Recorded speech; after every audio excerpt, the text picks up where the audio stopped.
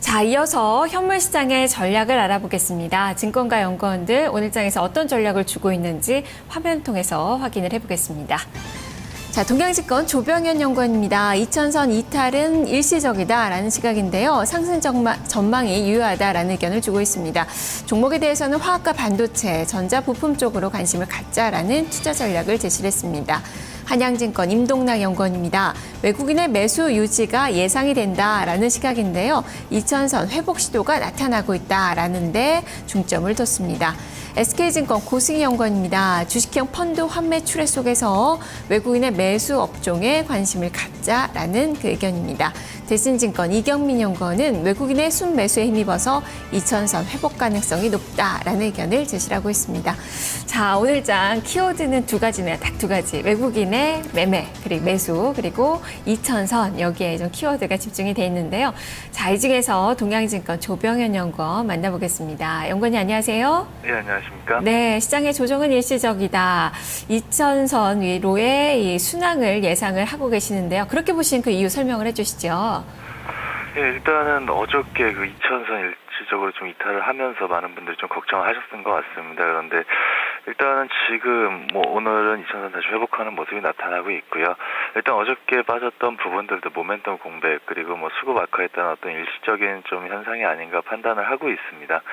일단은 다음 주에 ECB 통화정책 회의가 예정이 돼 있기 때문에 이번 주 같은 경우는 아무래도 빅 이벤트를 앞두고 일시적인 모멘텀 공백이 좀 형성되는 그런 시점이라고 볼 수가 있겠고요. 그리고 지난번에 그 이천선 들어온 다음에 어느 정도의 또 그 지표라든지 이런 측면의 상승 모멘텀이 조금 부재되면서 그 영향으로 수급이 조금 일시적으로 위축됐던 그런 상황인 것 같습니다.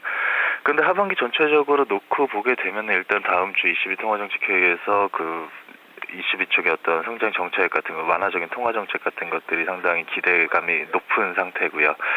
그리고 대외 부문 어떤 그 중국 쪽에서의 어떤 수출 지표도 이제 작년에 기저 효과가 끝나면서 이제 긍정적으로 발표될 것으로 예상이 되고 있기 때문에 6월 초반 상당히 긍정적인 모멘텀들 제공해 줄 수 있는 이슈들이 많이 있다고 생각을 하고 있습니다. 그리고 지금 같은 경우 또 저희 내부 쪽에서 보게 되면 내수 측면에서 그 세월호 여파 때문에 내수가 조금 부진하다라는 우려들이 좀 많이 형성이 되고 있지만은 향후 시간이 지나면서 좀 지체된 그 2월 된 어떤 소비가 다시 한번 이렇게 회복되는 형태로 진행될 가능성이 높다라는 점에서 보게 되면은 하반기 초입에서는 상당히 긍정적으로 볼 만한 요인들이 상당히 많다라고 생각을 하고 있습니다. 그래서 하반기 같은 경우에는 그 내수의 회복과 그리고 대외 부문에서 이렇게 글로벌 경기 회복에 따른 어떤 수출 증가 이런 부분들이 고루 작용을 하면서 상당히 긍정적인 흐름이 나타날 수 있지 않겠느냐 저는 이렇게 판단을 하고 있습니다. 네. 다만 어제 이천선을 내준 그 큰 이유는 전체적으로 드러나는 이유는 기관의 펀드 환매 쪽에서의 이유를 좀 찾아볼 수 있겠지만 조금 더 세밀하게 들여다보면 삼성그룹주들의 탄력 둔화가 이천선 하락을 이끌었다라고 좀 볼 수 있을 것 같아요. 그만큼 삼성의 지배구조 이 개선 그 이슈가 이천선 돌파에 강한 모멘텀으로 작용하고 있다라는 점이 어느 정도 좀 증명이 좀 된 듯해 보이는데요. 자, 그런 측면에서 본다면 당분간은 이천선 정도에서의 공방전을 좀 예상을 해봐야 되는 건 아닙니까? 일단 실질적으로 올라오는 이천선을 회복하는 상황에서 그 삼성그룹주 이슈가 상당히 긍정적인 모멘텀으로 작용했던 걸 부인을 할 수는 없습니다. 다만 그게 전부는 아니었다라고 생각을 하고 있습니다. 그 하반기 같은 경우 이제 2분기, 1분기에 비해서 양호해진 어떤 경제 지표들 같은 거, 대외 경제 지표들, 미국의 경기 회복세 이런 부분들을 감안을 할 때 실질적으로 2분기 이후에 나타날 수 있는 우리나라 기업 전체적인 어떤 기업 이익의 증가에 대한 기대감, 흔히 말하는 펀더멘털 회복에 대한 어떤 기대감 같은 것들이 분명히 반영된 부분들이 있었고요. 이것들은 하반기로 가면서 점차 더 강화될 것이기 때문에 지금 같은 경우 이제 그런 모습들이 점차 확인이 되면서 지수의 레벨업을 하는 그런 형태로 진행되지 않을까라는 판단을 하고 있습니다. 네, 그렇다면 해외 쪽에서의 재료들을 더 많이 보고 계시는데요. 그렇다면 투자 전략 어떻게 세워봐야 되는지 좀 구체적으로 설명을 해주시죠. 예, 방금 말씀드렸던 것처럼 ECB의 경기 부양 다음 주에 바로 나올 가능성이 높다라고 볼 수 있고요.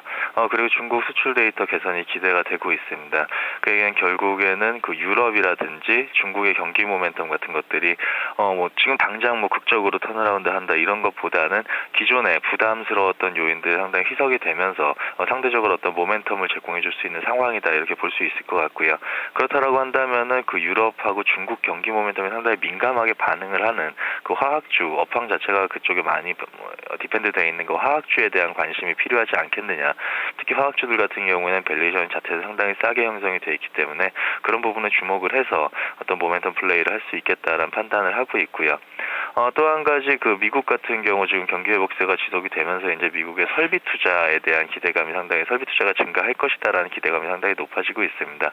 실제로 미국 기업들 같은 경우에는 뭐 현금 유보율 같은 경우가 뭐 사상 최대 수준을 기록을 하고 있고 그리고 뭐 최근에 뭐 저금리 기조가 유지가 되면서 이제 또 설비 투자에 대한 어떤 그 필요성이 상당히 제기가 되고 있는 상황인데 하반기에 그 미국의 설비 투자가 실질적으로 증가를 한다면은 우리나라 쪽에서 그 수출하는 미국 쪽으로 수출하는 품목들 중에서 어떤 첨단 전자 부품 그러니까 반도체라든지 이런 전자 부품들에 대한 관심들도 분명히 필요하다라고 생각을 하고 있습니다. 네, 화학과 반도체 이 IT 쪽을 좀 보셨는데요.